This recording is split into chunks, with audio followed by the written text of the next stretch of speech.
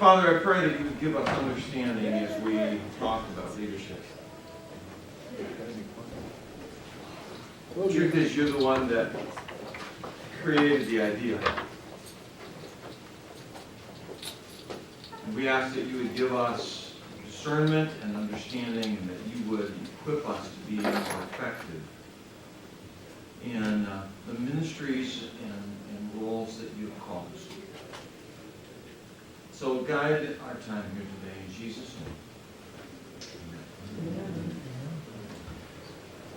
My name is Rick Weinert. I'm on staff at Oak Hills with the Church Ministries Department, and some of you know me, some of you maybe don't know who I am, but I have been in ministry for over 40 years. Some of that as a pastor, some as a teacher.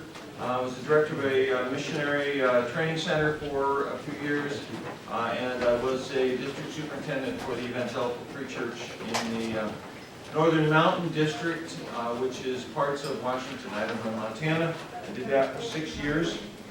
About a year and a half ago, or a little more, I came on staff at Oak Hills, and my role is primarily just to serve as a resource for churches and ministries and pastors, however I can do that. So I mentor pastors, I do some training, some teaching, and just have a lot of fun hanging out with guys in ministry. So we're talking about hindrances to effective leadership in this session. And as we raise that question, the first question that really has to come to mind is whether leadership is even biblical. We're going to address that a little bit more in the next session. But let me simply say that I believe leadership is biblical and that it's rooted in the nature of God Himself. God is a God who didn't just randomly throw stuff together and then see what would happen. God is a God who had things planned from the beginning, and He's been working His plan. And that's what leadership is. So I believe that leadership is connected to the very nature of God. There are all kinds of strategies and philosophies and plans for leadership, and how do you lead, and what's the best way, and everybody writes books that are guaranteed to make you an effective leader, and few, if any, ever live up to their hype.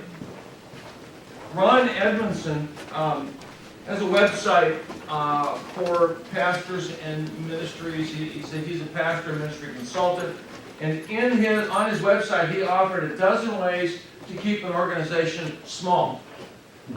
So just, that's a good place to start. How do we keep it small and not grow it? So keep people in the dark as to what's happening. Develop followers, not leaders. Squelch any dream except your own.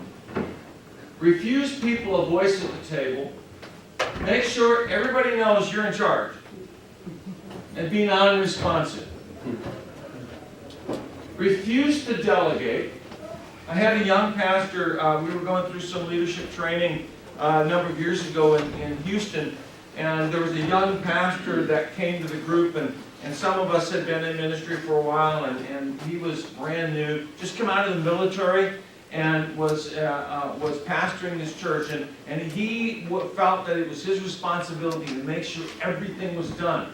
Everything, from planning every aspect of the worship service to making sure that all the pieces of scrap paper were picked up in the parking lot. I mean, he did everything. And we said, you cannot do that. You're gonna burn yourself out. You've got to learn to let other people help. And he couldn't see it. And I lost touch with him, but I can't imagine that he is still ministering like that. Either he's out of the ministry or hopefully he's learned. But you've got to delegate. Demand that it be done your way. Resist change. Have a million excuses when things go wrong. It was never my fault. Quit dreaming. When I was pastoring, it dawned on me one day that part of my job was to lean back, put my feet up on the desk, and just think. And I'm one of those guys that feels like you need to be doing something or you're not doing anything. But part of our job as leaders is to be dreaming and to be thinking and to be listening. And you don't do that when you're active. And then resist any strategy to grow the church. I've had some churches say, we don't want to grow, we want to stay this size. Well, okay, how do you fulfill the Great Commission if your primary goal is to stay this size? How do you carry out what God has called you to do and be if your primary goal is to stay this size? The only way you can do that is to say, then we're going to grow a bunch of churches this size, and we're going to be involved in doing that, but things are going to have to change. But if you want to keep an organization small, there's your 12 things to do. Just take that list, and you're good to go.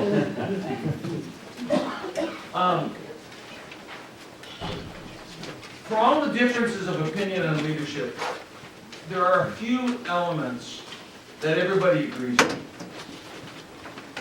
And my understanding is this, that what we do as leaders is not nearly as important as the things we do to undermine our leadership. Way too often, we're making good choices, we're trying to move in right directions, but there are certain key things that are hindering or undermining everything we're doing. And over the years, I have watched in particular 3 things develop that are just devastating. I found an article called 7 Obstacles to Effective Leadership, and it was fascinating to me. Of those 7, 4 of them had to do with emotional health. The lack of emotional health in the leader is one of the first things that destroys leadership. If you go back and look at the 12 ways to keep a church small, almost all of those are in some way related to a lack of emotional health in the leader. I watched a young pastor try to lead a church. But he was a young man who had never gained the approval of his father. And as a father with 5 children of his own trying to pastor this church, he's still trying to gain his father's approval.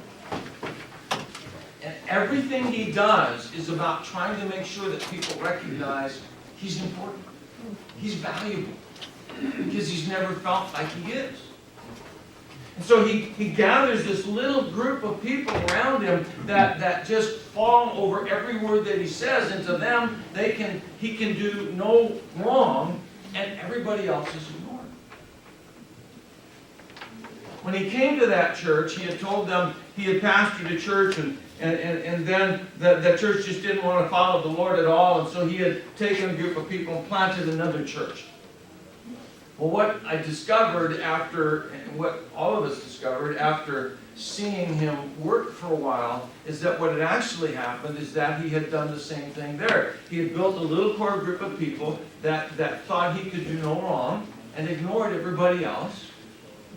And then when everybody else failed to fall in line with his desires and expectations, he took his little group and went over and started the church. And destroyed ministry because of his own lack of emotional health. Some expressions of a lack of emotional health. We're quick to defend and to explain. We always have an excuse, always have a reason. Personal agenda overrides the corporate agenda. What I'm trying to do is more important than what we're trying to accomplish. Those with a lack of emotional health are often commanding and micromanaging. We've got to control every little piece of things. We have a failure to understand that leadership is service, not commanding and demanding. Fear paralyzes and hinders appropriate action and decision making. When a person has a lack of emotional health, they can't make a decision because they're afraid that somebody's going to be upset by it. And they're crippled by that. They can't ever make a decision. And so they end up putting decisions off until the decisions make themselves.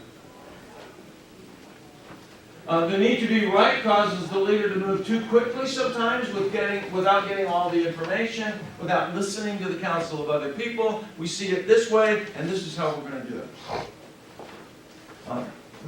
This pastor that I had mentioned earlier, he asked me to be on the board. And so I was, and then they asked me if I would teach a Sunday school class, and so I did, And they asked me, will you teach a Sunday school class on the end times? And so I did, and as you know, there's lots of different views about the end times, and my approach typically is to say, here's what the Scripture says, here are the different views of this passage or this event, here's what I believe, here's why I think this is why this is the right view, but I've got lots of friends that hold these other views, and this is certainly not something that should divide us in any way, and we just talked about the Scriptures. I thought it was interesting, he never sat in my Sunday school classes, he always sat in his office until my Sunday school class was over. And then I found out he would come out of his Sunday school class and go around to everybody in the church telling them why what I had taught was wrong. And I'm like, I couldn't figure that out. But that's what a lack of emotional health does, because you've got to be the one that's right. And you're threatened by anybody. I found out that the reason he asked me to be on his board is because he was threatened by him, so he wanted to keep me close. I did everything I could to support him, to encourage him, to build him up, to speak highly of him to other people. But his own lack of emotional health was so strong, he couldn't lead effectively. A source of emotional health. We need to understand that the emotional fusion and a lack of differentiation undermines emotional health. Here's what that means, okay? There's a guy by the name of Murray Bowen who talks about family systems theory, and if you're familiar with that, you've heard of his use of the term differentiation. And essentially what Bowen says is that there is a scale of differentiation where on the one end, down here at a 0, your sense of self is so fused to what someone else thinks of you or to someone else that you have no personal identity at all. On the other end of that spectrum, at 100, he says is a person who is totally differentiated. In other words, they're their own person, doesn't matter what anybody thinks about them, they're not bothered by that, they just do their own thing. And Bowen says that if you look at that scale from 0 to 100, almost everybody is below 50. We all struggle with it. Now, Bowen was not a believer, and Bowen says that whatever level you are as you become an adult, you're locked in there and you can't ever change it. I don't believe that. Because Bowen didn't take into consideration the power of the Scriptures, or the power of the Gospel, or the power of the Holy Spirit. So I believe that when you look at the person of Jesus, you have someone whose identity was not fused to what anybody thought of him. He could stand before anybody and speak truth. And speak it sensitively, in a way that they needed to hear it, or very harshly if that's what they needed, because his identity wasn't tied to what they thought about it. And Bowen says nobody's 100. Bowen says nobody's ever got there. I think Jesus was 100. But here's the deal. We need to understand where we are and learn to find our sense of security, our sense of significance, our sense of self in Christ. And when our identity is fused to Jesus and not to people, then we can effectively lead. So we need to learn to find our security, our significance, our satisfaction in Christ. I believe that's what leads us to emotional health. That's where when anxiety rises in the room, we can maintain a non-anxious presence because God's in control. And what people think is okay. It doesn't threaten who I am. When people disagree with me, it's okay. It doesn't threaten who I am. I can listen to people that have different opinions, passionately different opinions. It's okay, because it doesn't affect who I am. And as we move into that ability, we're able to lead. But our own sense of being threatened by that often undermines that ability to lead. I have a whole message just on security, significance, and satisfaction, but in short, this is it. I believe that God created us to experience the security of having all that we needed in this world. He created us as the most significant part of all creation, to oversee all that He created.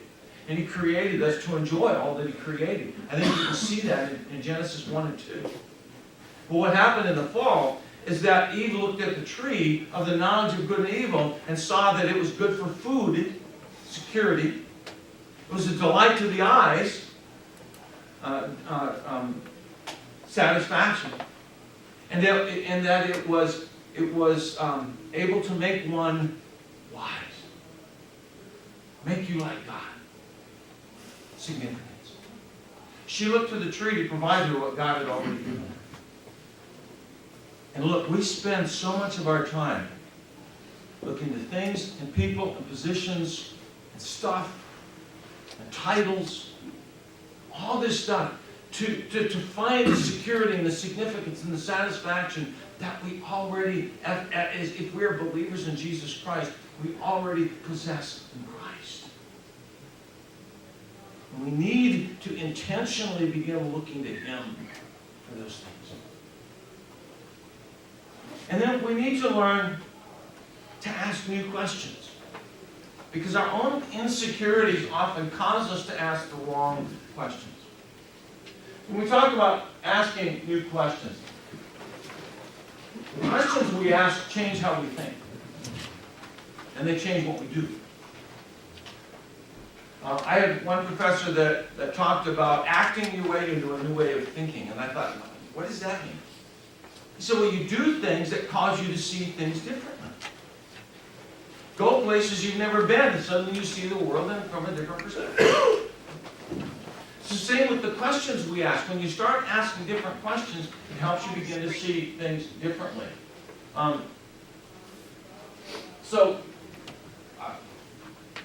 Mary Lee Adams has a book called Change Your Questions, Change Your Life. I think it's a good book, and I would recommend it. I don't know that she's a believer, but there's good, solid principles there. And in some ways, all she's talking about in that book is how to learn to gain emotional health. She's talking about learning to ask different questions. And in there, she talks about the difference between a judger and a learner. And oftentimes, we instantly slip into the judger mode. Anytime we have a conversation with anybody, anytime we walk into a new situation, anytime we enter into a conflict, anytime we step into a board meeting, we often come or quickly move into the judger mode. So I'm discerning what you're thinking and what you're feeling and what you're doing and whether it's right and whether it's wrong. And she says what we need to be doing is coming in learner mode. And that changes questions. Leaders need to learn to listen better to be more effective. They need to be intentional observers. And I think Jesus was a phenomenal observer of what was going on around him. Many times when it says he knew what people were thinking, I don't think he knew what people were thinking because he's God and so he's got ultrasensory perception, or whatever that term is. I think he knew because he was watching people. Jesus was intentional about that. The Proverbs talk over and over about the wisdom of listening more and talking less. One of my prayers almost every day is that I would listen better and speak less. And that I would listen with grace and speak with grace. So we need to learn to listen better. Are we a judger or are we a learner? We naturally lean toward judging. That's where we naturally are bent toward. And we need to accept that reality, and then we need to start practicing moving from judger to learner. How do we make that transition? The judger mindset is the enemy of good judgment. So when we say we move from judger to learner, it doesn't mean we stop making judgments. But judgments need to be based on good information. And if we're instantly in judger mode, we're making quick choices without good information. We're not listening well. So here are some of the questions that judges ask and learners ask. Judges want to know who's to blame and why they can't perform. They want to know how I can prove I'm right. How can I protect my turf? Why aren't we winning? What do we have to lose? Why bother? Those are judger questions. Learner questions are, what are my goals? What am I trying to accomplish? What am I responsible for? What are the facts and what am I assuming? How can I help? What are our customers or our stakeholders in the church? What is our congregation and what is our community that we're trying to reach? What do they want? What steps can we take to improve the situation? And what's possible? So, talk about judge and learner. We do not have control over what happens. But we do have a choice in how we respond to what happens.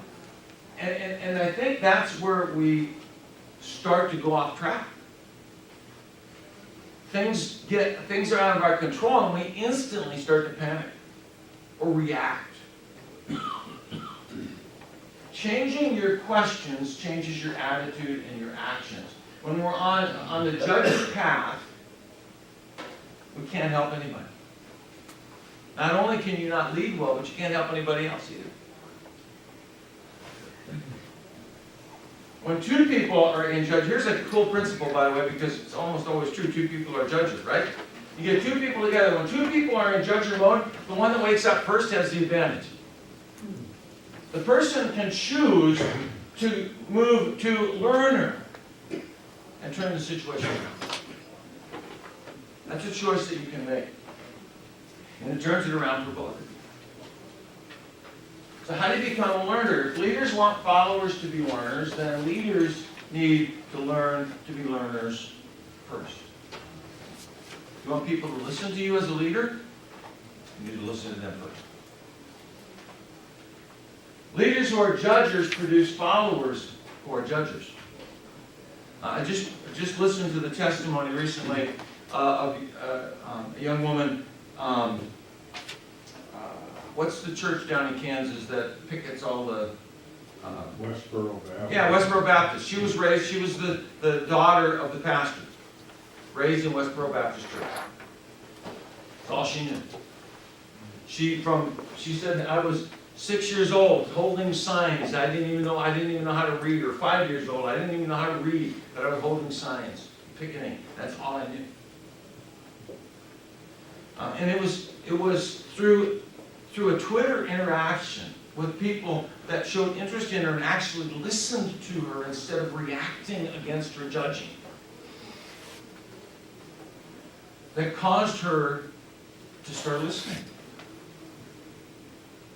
She and her sister rejected the family and left and got out of it. But it was because somebody was willing to listen to her rather than react to her judgment with additional judgment.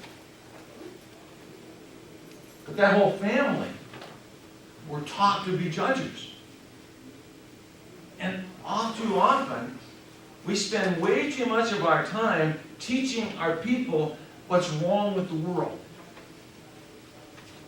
That's judger mode. We all know it's broken. Question is, how do we love them and reach them?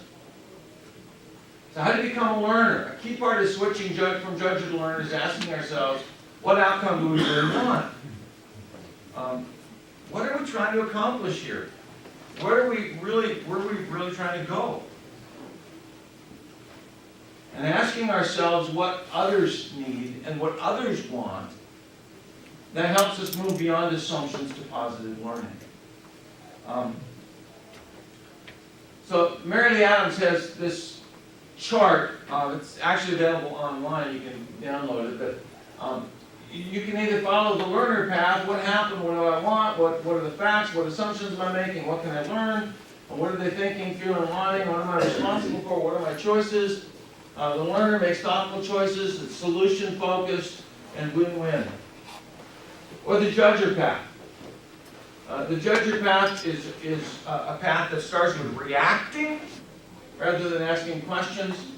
What's wrong with me? What's wrong with them? Why am I a failure? Why are they so stupid? What's wrong with them? But here's the thing that she says, you can switch lanes anytime. And that's the significant thing. When you move from asking the judger questions to asking the learner questions, you can switch lanes at any time. I know that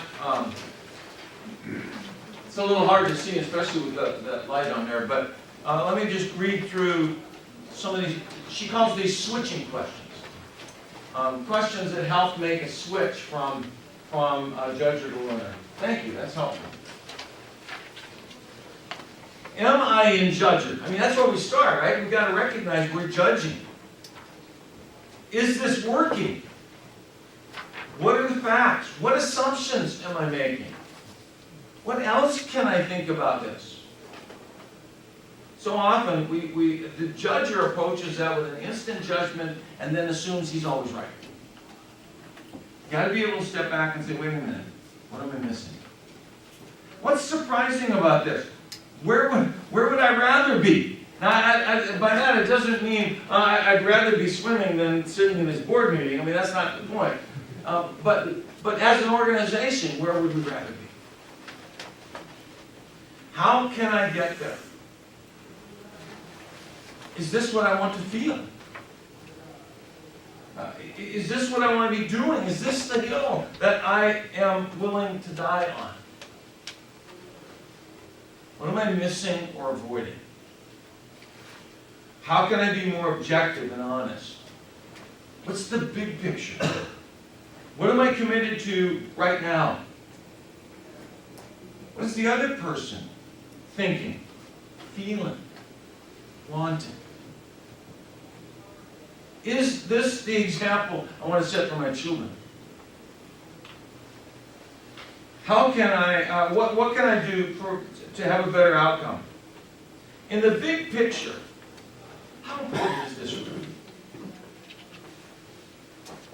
And now, what's my choice? I have watched over and over and over again pastors and church leaders undermine and destroy ministry because of their own lack of emotional health. I watched a pastor who had a board member who, it's a long story, let's just say she got in trouble with the law. And the pastor decided she had done the right thing. And the rest of the board and the church all said, you know what, we're not sure if it was right or whether it was wrong, but we really think that for your sake and for the church's sake, you should just step off the board for a little while until we figure this out. That's a reasonable request. And they were willing to do that. The pastor said, absolutely not. The pastor called up the sheriff and chewed him out for arresting the woman. Told the board she's absolutely not stepping off the board. And ended up losing his ministry over it. But not only did he lose his ministry over it, he divided the church. And they struggled for years as a result. And it was his own need to be right that drove that. What if he had just stepped back and said, wait a minute, what am I missing? What if he had switched from judger to learner and started to listen? I watched his closest friends, his closest pastor friends, with tears in their eyes, plead with him to listen to them. And he wouldn't listen. Because he couldn't be wrong. This lack of emotional health is so destructive. If we're going to be effective leaders, we've got to deal with it. We've got to learn to find our security in Christ, our significance in Christ, and to be able to make that switch from judge to learner.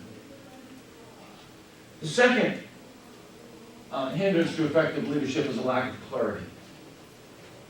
Look at John 10, if you have a Bible.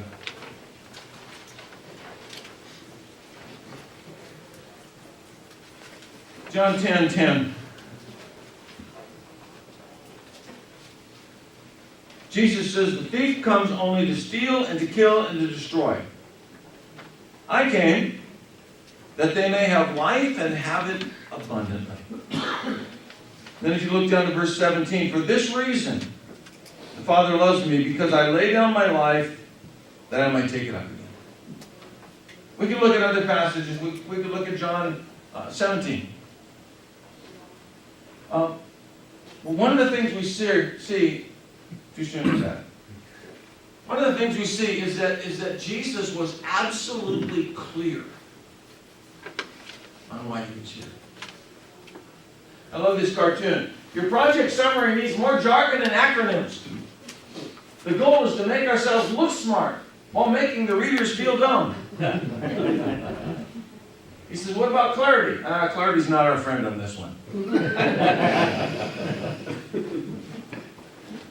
Yeah, too often that's where we live. The problem is, often, guys, we're not clear on what we're trying to do. Jesus was absolutely clear on why he was here, why he came, and what he was trying to do.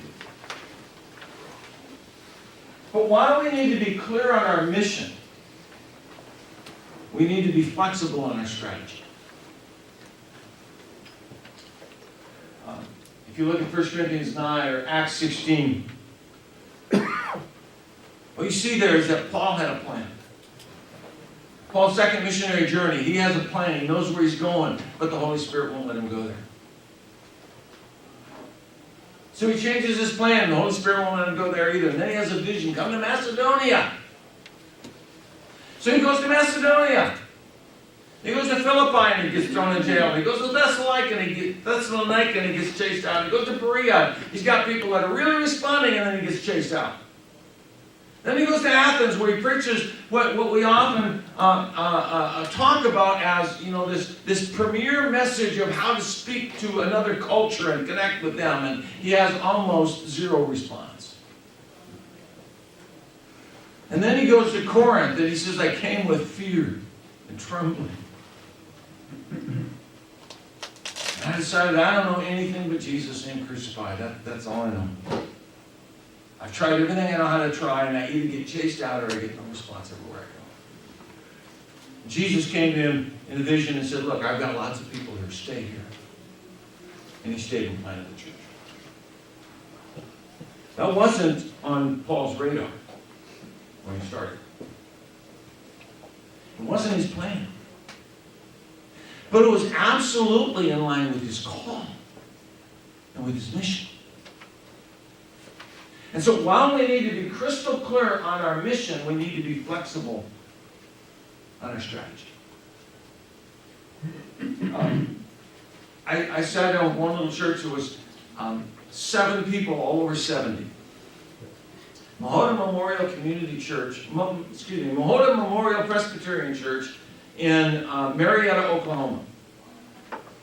Neat little church, old church, 7 people, all over 70. And I said to them one day, I said, why are you here? And get it. All right. It's all right, Kenny. I said, why are you here? And without even thinking, they said, we're here for 3 reasons. I thought, wow. I don't know any church that can answer that question that quickly. I sat with a board, the leadership board and elders in a church of 600 people. I said, why are you here? And they said, well, we got 3 statements somewhere. I said, what do they say? I'm not sure. Why are you here? This little church said, we're here for 3 reasons. I say, cool, what are they? They say, well, number one, we're here because this is where we've always worshiped and it's where we feel comfortable worshiping. That's fair enough. Number two, there's one family down the street of children, and those children don't go to church anywhere, and they don't have any connection with the church anywhere, but occasionally they will come down here on Sunday morning for Sunday school. So we're here to minister to them when they come. Is it okay? And third, we're here to give seminary students a place to practice preaching. You know, that may be not the best mission in town, but at least it's clear. They knew absolutely why they were there. In fact, they said to me, if a family comes to our church, we will go to them and say, look, we would love to have you stay here, but there's another church right down the street that has a great family ministry, and we think you would be much better off if you would go down there. Because we're more concerned about you than about us. I mean, hey, I kind of like that. What if we did that more? But the reason they could do that was because they were absolutely clear in who they were. Some of the consequences of a lack of clarity is both a missional drift and subjective decision making. So when we talk about missional drift, what we're saying is that sometimes we start getting involved in all kinds of things because somebody comes along and says, hey, I got a great idea. We say, okay, let's do that. Somebody else comes in, I got a great idea. Okay, let's do that. But pretty soon we start losing focus of who we are and why we're actually here. What are we actually trying to accomplish? I have a tool that I use a lot called just a sandbox. I stole it from T.J. Addington, and it just is a tool to define who you are. And every time somebody comes up with a new idea, the first question you have to ask is it in our sandbox? Does it fit with our mission? Does it fit with our central ministry focus? Is it aligned with the biblical principles that guide everything we do? Does it fit with the preferred culture of who we are as a ministry? And if it does, then let's consider it. But when you don't have that clarity, when you don't know why you're here, you start drifting off into doing all kinds of things that aren't really a part of who you are. And the other thing is you start making these decisions subjectively. In other words, does it feel right? Does it feel good? Too many times as church leadership teams, we come together and we say, well, we got to start with prayer, so we pray about a 10-second prayer, and then we debate all night, and then we have a 10-second prayer and close and go home. But we never take those issues and actually spend time listening to God. And then if we can't agree, we say, well, go home and pray about it for a month, and we'll come back and talk about it next month. How many of you prayed about it over the month?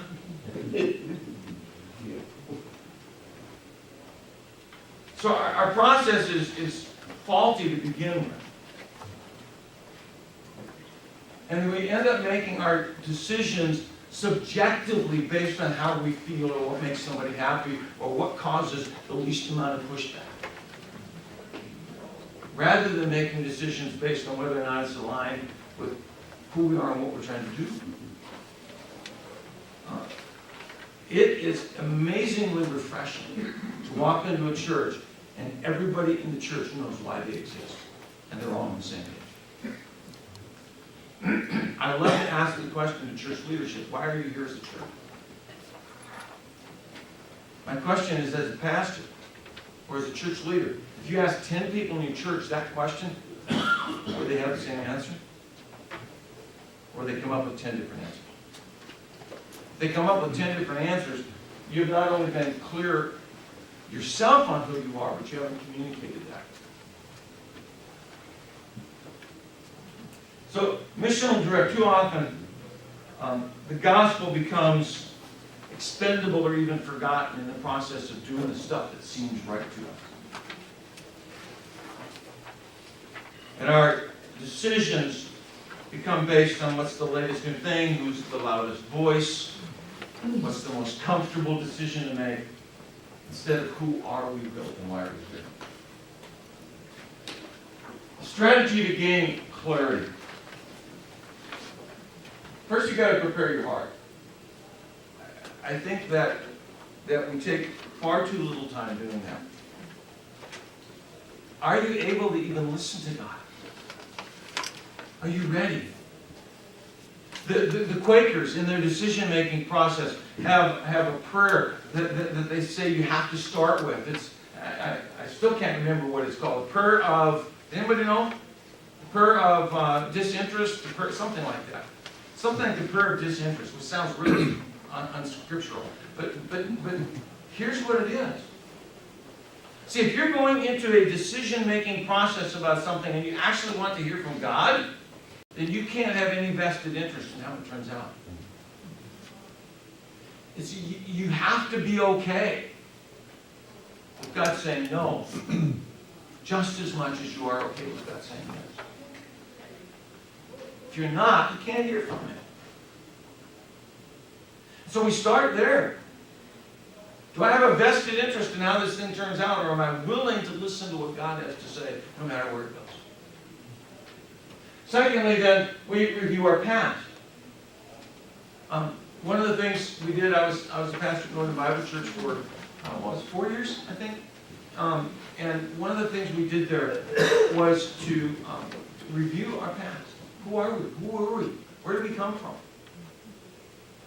So we took a whole Saturday and we broke everybody up into little groups around tables. And we had people that, at every table that had been there forever, and people that were brand new to the church, young and old. And we said, here's what we want you to do. We want you to review the history of the church, decade by decade. And talk about the high points, the low points, the best decisions we made, and the biggest problems we faced. And make a list. And then we pasted those on the wall, the 20s and 30s, the 40s, the 50s, the 60s, all the way up to the present. And then we had somebody collate all of that. And then we took a smaller team of people and we took all of that information and we said, okay, now as we look back at that, what is the top one in each decade? The top high point, the top low point, the top good decision that we made, the top problem that we faced. And as we did that and began to review that, what we discovered is that we as a church have always valued certain things.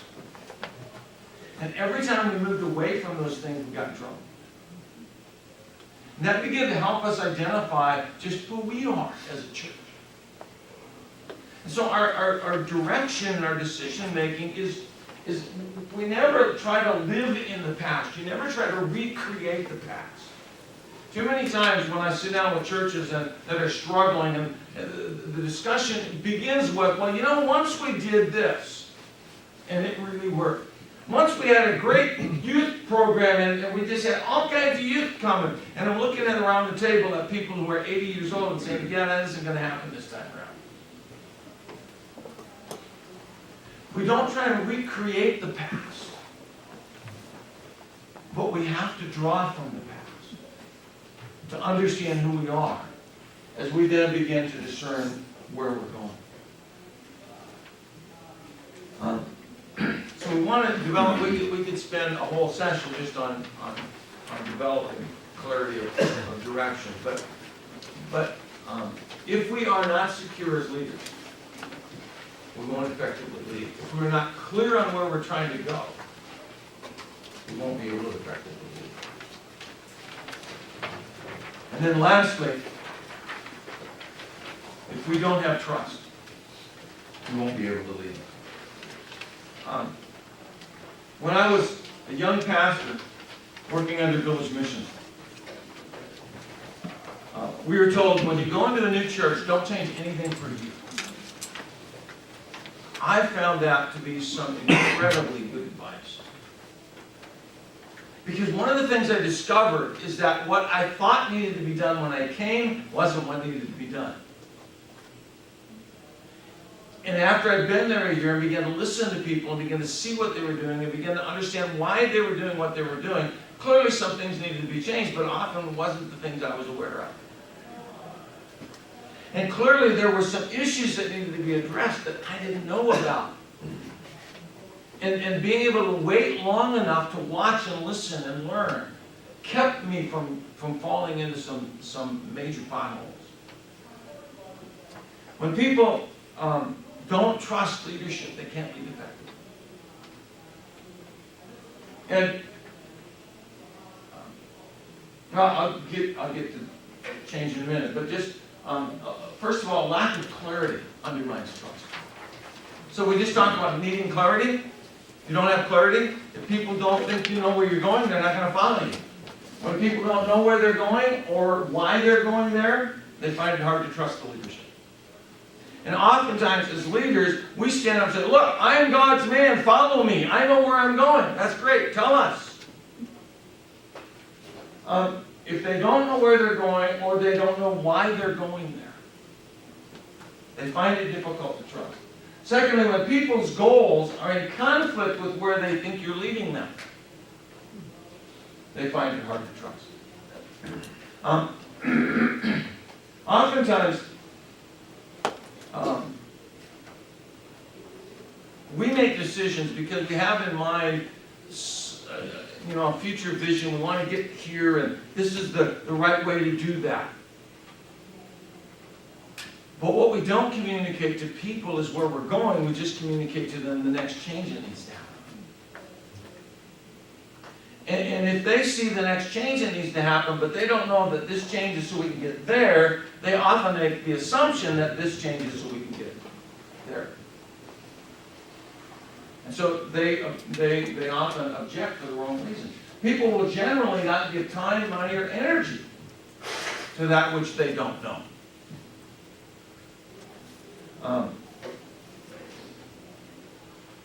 People aren't going to give to a building project if they don't believe you're actually going to build. People aren't going to give to a missions project if they don't believe that you're actually going to do something worth doing.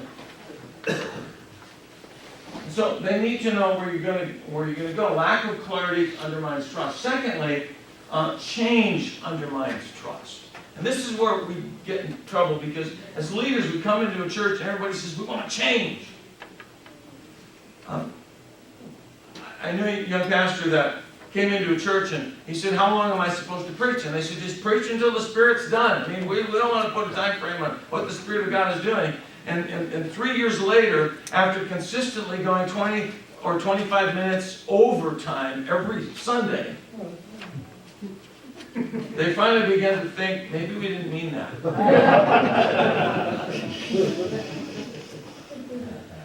And unfortunately, he was foolish enough to believe them when they told him that.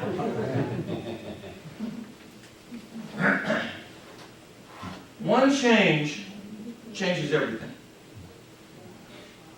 I pick on my wife. When my wife says, I want to move this couch over here, that doesn't mean we're going to move this couch over here. It means the whole house has to shift. Right? You've been there. One change changes everything. And we forget that. And every change, even good changes, reduce trust in the short term. So you can come in and you can make a bunch of really good changes, but guess what? A year later, people don't trust your leadership. Not because you made bad changes, just because you made changes. And that's why it's so important to wait. You've got to build up some trust before you can start drawing off of that as you make changes. Now, a good change in the long term will build trust. But in the short term, it undermines trust. So don't change too much too quickly. And make sure that you've built up some trust before you start leading change. And then trust has to be built up before you can lead change. It's like drawing off of a bank account. We don't have a trust credit card, okay? It's a trust debit card. And if there's no money there, there's nothing to draw. So you've got to build up the trust before you can start leading change. Change reduces trust. And then poor communication reduces trust. In church, we cannot over-communicate. I can't tell you how many times I have heard somebody say, I didn't hear that, and it was said a dozen times. I just heard somebody last week say to someone, I didn't hear that. And then he turned to me after they left and he said, man, how could they have not heard it? I said it in every class. But we can't say things enough. We can't over-communicate. And the reality is that oftentimes, in almost every church I've ever talked to or been in, there is this assumption that the leadership are keeping secrets. The leadership are keeping secrets. And it's not true. Now, granted, there are some things you just can't say, but the leadership is rarely, if ever, keeping secrets and trying to do something on your back.